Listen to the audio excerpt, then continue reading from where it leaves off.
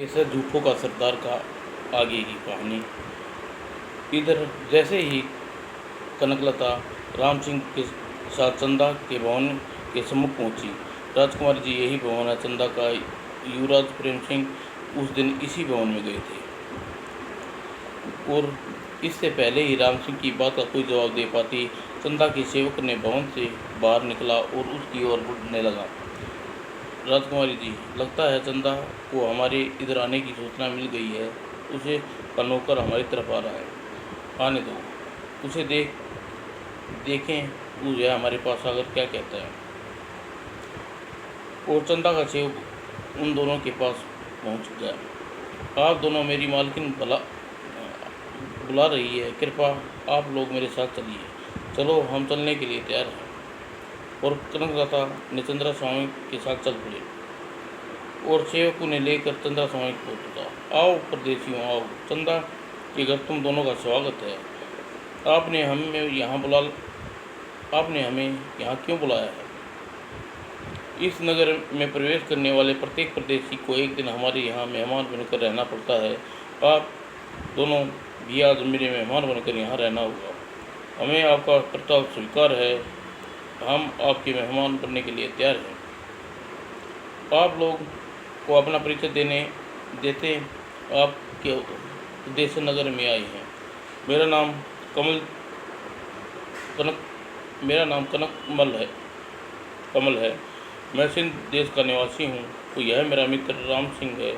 हम दोनों व्यापार करने के उद्देश्य से इस नगर में आए हैं। माल भरा हुआ जहाज समुद्र तट पर खड़ा है। भगवान करे आप दोनों का व्यापार इस नगर में खूब सारा धन कमा कर अपने देश लौटे। आपकी शुभकामना के लिए धन्यवाद। और चंद्र ने उन्हें भोजन कराया। उस उपरांत मालकिन ने आप लोगों के लिए मुद्रा भेजी है। अपनी मालकिन से कहना हम स्वार्थिक प्रेमी हैं। हम मुद्रा पाना तो दूर हाथ भी नहीं लगाते। उन्होंने मना करने पर दासी मुद्रा का पत्र लेकर वापस गई। उसके जाने के बाद राजकुमारी जी, चंद्रा ने अब अपनी चाल चलनी आराम कर शुरू कर दी है। कोई बात नहीं, हम पूरी तरह चौकन्ने हैं, उसे जिज्ञासा में नहीं जाएंगे। और जब दासी चंद्रा के पास पहुंची, क्या मदिरा का पात्र वापस ले आई?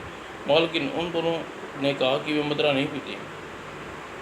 कोई बात नहीं, तुम उनके पास जाकर उन्हें कह मैंने उन्हें अपने कक्ष में बुलाया है। ठीक है मालकिन। दासी पुनः कनकलता के कक्ष में चली गई और कुछ देर बाद कनकलता ने राम सिंह के कक्ष में थे। आपने हमें बुलाया है? बात यह है कि चौपट खेलने का बहुत शौक है। प्रतिदिन एक बार किसी के पास चौपट नहीं खेल लेती तब तक मुझे चैन नहीं आता। आप दोनों मेरे साथ चौपट खेलेंगे? क्यों नहीं, हमें भी चौपट खेलना बहुत अच्छा लगता है। और सुनकर चंदा ने तुरंत चौपट की बिठाई और कहा, चौपट खेलने से पहले मेरी एक शर्त सुन लो। शर्त के मंजूर हो तो तुम लोग तो मेरे साथ खेलना नहीं। कौन सी शर्त तुम्हारी? अगर तुम मेरे घर से कोई चीज़ समुद्र तट पर खड़े तुम्हारे जहाज तक पहुंच गई तो तुम्हारा जीवन मेरा गुलाम बनकर मेरे पास रहना होगा। और यदि ऐसा नहीं हुआ तो यह जीवन तुम्हारी गुलामी रहूँगी। मेरा सारा माल अंबार भी तुम्हारा होगा। हमें तुम्हारी शर्त मंजूर है। चंदा ने कनकलता के साथ चौपट खेलनी शुरू कर दी और चौपट खेलते खेलते काफ़ी समय बीत गया। तो वहाँ धीरे धीरे रात गिराई। तभी माफ़ करना, मुझे प्यास लगी है, मैं अभी पानी पीकर वापस लौटती हूँ। ठीक है। और चंदा उठी और तेज़ी से कक्ष से बाहर निकल गई। उसके जाने के बाद राजकुमारी जी, मुझे लगता है चंदा ने अपने पालतू चूहे को जहाज पर भेजने के लिए कक्ष से बाहर गई है। प्यास का बहाना है। फिक्र न करो राम सिंह, चूहे जहाज पर पहुँचते ही बिल्ली तैयारी मुआवजा कर देगी। और चंदा ने चूहे के पास पहुँची और मुंह में अपने हाथ का एक कंगन देती हुई बोली, मेरे प्यारे चूहे, जिसे समुद्र किनारे जहाज पर खड़ा है उसी कंगन को जहाज पर छोड़ आओ। और चंदा की बात पूरी होते चूहे कक्ष से बाहर निकला और वो दौड़ता हुआ समुद्र तट की ओर खड़े जहाज की ओर के पास पहुंचा। उसे देख जहाज के पास खड़ा राम सिंह चौंका। अरे, चंदा का चूहा कंगन लेकर जहाज के पास आ रहा है। मुझे सिरता है बिजली बिल्ली को छोड़ना चाहिए, वरना देर हो जाएगी। और यह सोच राम सिंह ने बिजली बिल्ली को चंदा के चूहे पर उछाल दिया। तत्काल ही चूहे पर झपटी और उसकी गर्दन दांतों में दबाकर कुछ देर में प्राण फिर उड़ गए। और तभी श्याम सिंह ने मृत चूहे के पास पहुंचा। अब मुझे मृत चूहे उठाकर वापस जहाज में लौट जाना चाहिए। और यह सोच उसने मृत चूहे द्वारा लाया कंगन उठाकर पास रख लिया। चूहे को उठाकर जहाज की तरफ चल दिया और फिर अर्धरात्रि तक चंदा कनकलता और राम सिंह चौपट खेलने के पश्चात अर्धरात्रि हो चुकी है, हमें विश्राम करना चाहिए। और चंदा ने चौपट उठाकर रख दी और कनकलता और राम सिंह के कक्ष में छोड़कर कक्ष में आ गई। दूसरे दिन प्रातः है। चंदा, हमें विदा दीजिए, नगर में जाकर व्यापार करना चाहते हैं। चले जाना, ऐसी जल्दी क्या है? जाने से पहले मेरे हाथ का कंगन तो वापस देते जाओ। कंगन? कौन सा कंगन? हमने तुम्हारा कंगन कम लिया। ज़्यादा होशियार बनने की न बनो कनक मल। रात को एक कंगन हो गया है, मुझे शंका है वह कंगन तुम्हारे जहाज पर मिलेगा। यह तुम क्या कह रही हो भला? ऐसा कैसे हो सकता है? अगर तुम्हें मेरी बात पर विश्वास नहीं है तो चल कर जहाज पर देख लो, मेरी बात झूठी नहीं हो सकती। और चंदा की बात सुनकर कनकलता ने कहा, ठीक है चंदा, यदि तुम्हारी बात सच निकली तो नियम अनुसार मैं और राम सिंह दोनों तुम्हारे गुलाम हो जाएंगे। यदि तुम्हारी बात झूठ निकली तो तुम हमारी गुलाम हो जाओगी। इन मूर्खों को क्या पता, रात को ही मेरा पालतू चूहा जहाज पर मेरा कंगन छोड़ाया है। ओह, तो चलो, शुभ काम में देरी क्या, हम इसी तरह जहाज पर चलते हैं, चलो। वो चंदा को साथ लेकर चलने लगी। ठहरो चंदा, तुमने एक शर्त मानी है, हमारी शर्त भी माननी पड़ेगी। कौन सी शर्त? एक कागज़ पर तुम लिख कर देना होगा कि यदि तुम शर्त हार गई तो तुम आजीवन हमारी गुलाम बनकर रहना होगा। लगता है इस बार मेरा पाला चालाक आदमियों से पड़ा है। आज तक किसी ने आदमी ने यह नहीं लिखवाया। खैर, मुझे लिखने में क्या परेशानी है, आखिर शर्त तो मैं ही जीतूंगी। और चंदा सोच में पड़ी। देख, क्या बात है चंदा, तुमने मेरी शर्त सुनकर तुम सोच रही हो पड़ गई क्या मेरी शर्त मंजूर नहीं है? नहीं, ऐसी बात नहीं है कनकमल, मुझे तुम्हारी शर्त मंजूर है। मैं तुम्हारे अभी कागज़ पर लिख देती हूँ। चंदा ने तुरंत सब एक कागज़ पर लिखा और कनकलता को दे दिया। और तत्पश्चात कनकलता श्याम सिंह चंद्र के साथ अपने जहाज पर कनकलता उन्हें एक तरफ खड़ा करके श्याम सिंह के पास होते। श्याम सिंह, सब ठीक तो है ना? कल रात सारा कार्य तुमने अच्छी तरह पूरा किया ना? जी हाँ राजकुमारी, मृत चूहे और कंगन समुद्र तट के पास एक पेड़ के नीचे छुपा दिया। कनकलता वापस आई। और चंदा, तुम मेरे जहाज की तलाशी ले सकती हो। और चंदा ने तुरंत जहाज की तलाशी लेना प्रारंभ कर दिया। चंदा, आज तू शर्त नहीं जीत सकेगी। आज तूने लोगों को अपने जाल में फंसा है, तभी आज तू स्वयं जाल में फंस गई है। चंदा ने सारा जहाज छान मारा, कंगन कहीं न मिला। यह देख पूरे शन उठी। सारा जहाज छान मारा है, कंगन कहीं नहीं मिला।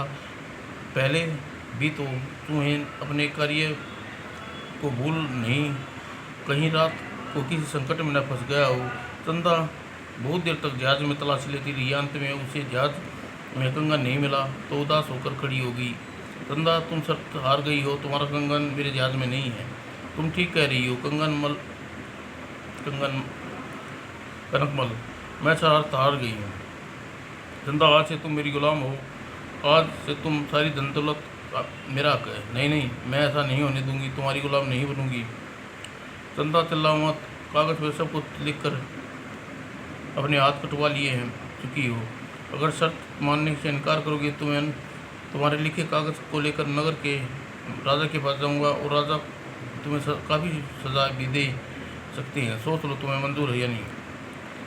वो चंदा समझ गई कि अपने जाल में बुरी तरह फंस गई है। उसने हार मान ली। मुझे आपकी अपनी हार मंजूर है। आज से तुम्हारी गुलाम बनती हूँ और सारी धन दौलत तुम्हारी हुई, कहकर चंदा ने अपना सिर झुका लिया।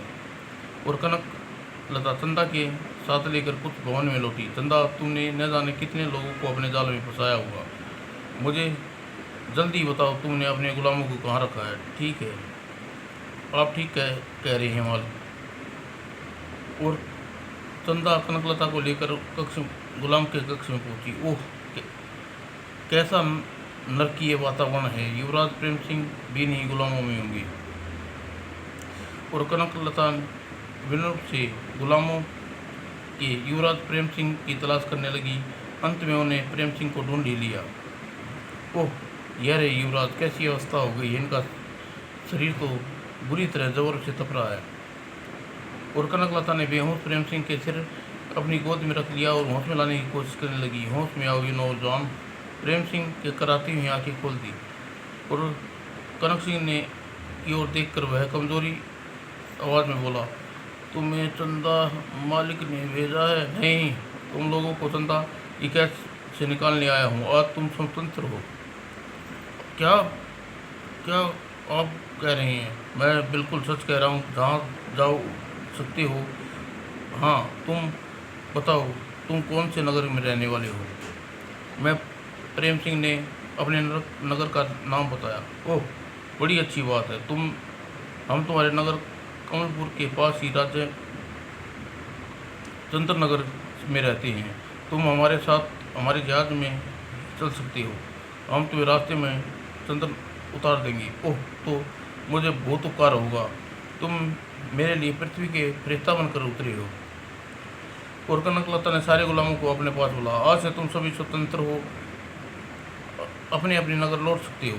यह सुनकर गुलामों खुशी की लहर दौड़ गई और सभी कनकलता को धन्यवाद दिया और अपने अपने नगर लौट गए।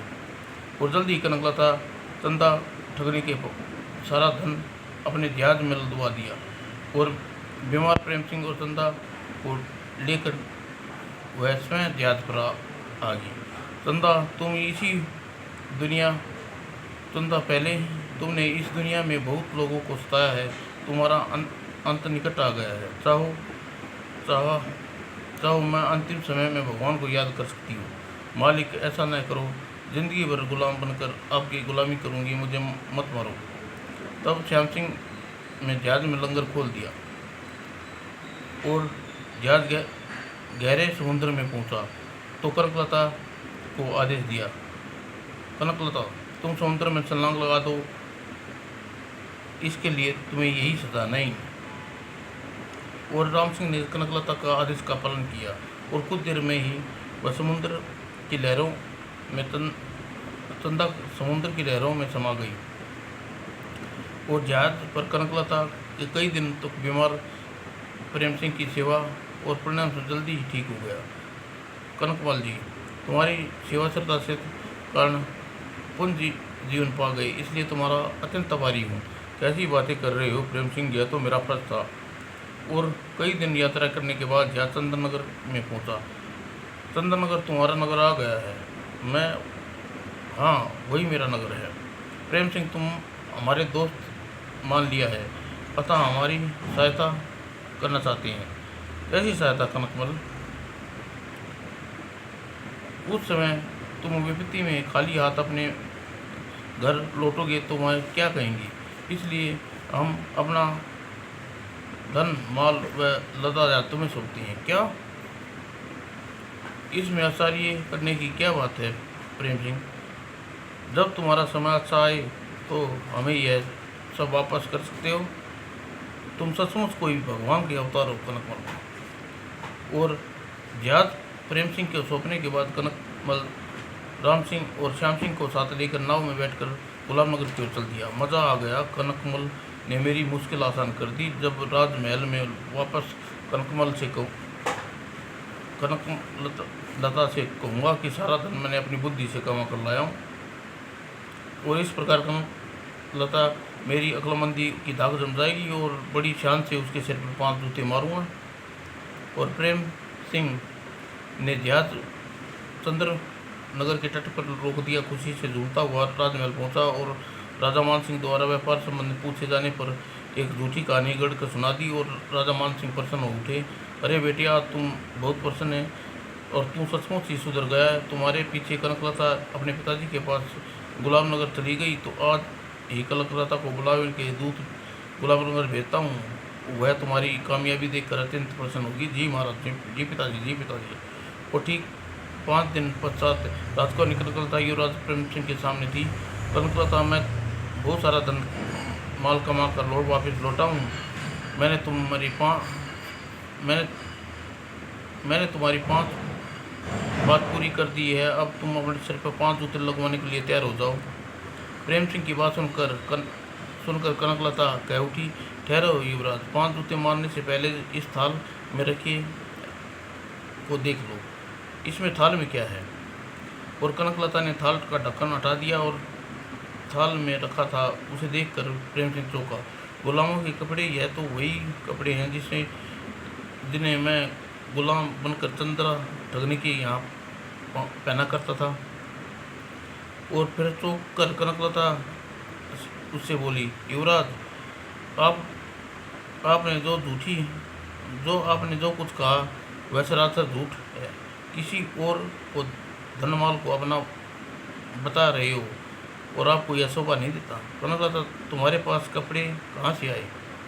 और कनकलता ने सारी बात सुनाई और उससे बोली, युवराज, आप चाहें तो यह बात सब लोगों को भी बता सकती है। आप इस बारे में क्या कहना चाहती हैं? कनकलता, क्षमा कर दो, मेरी लाज तुम्हारे हाथों में है।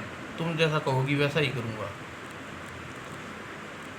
तब राजकुमारी कनकलता ने उसे समझाते हुए कहा, युवराज, अपना मित्र जयपाल को अच्छा आदमी नहीं था, वह गलत सलाह देता था। मगर वह आपके सामने आ जाए तो उसे मौत की घाट उतार दूं। वास्तव में वह मुझे बहुत गलत बात बताई।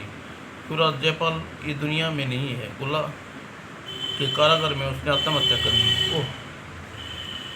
और इस घटना के बाद युवराज प्रेम सिंह पूरी तरह संभल गया और वह मन लगा राजकारी कार्य में रुचि लेने लगा। यह देखकर राजा मान सिंह शारदा प्रसन्न हो उठी। कनकलता जब माफ़ी मांगी, यह बात उसी ने दी थी। समाप्त दोस्तों।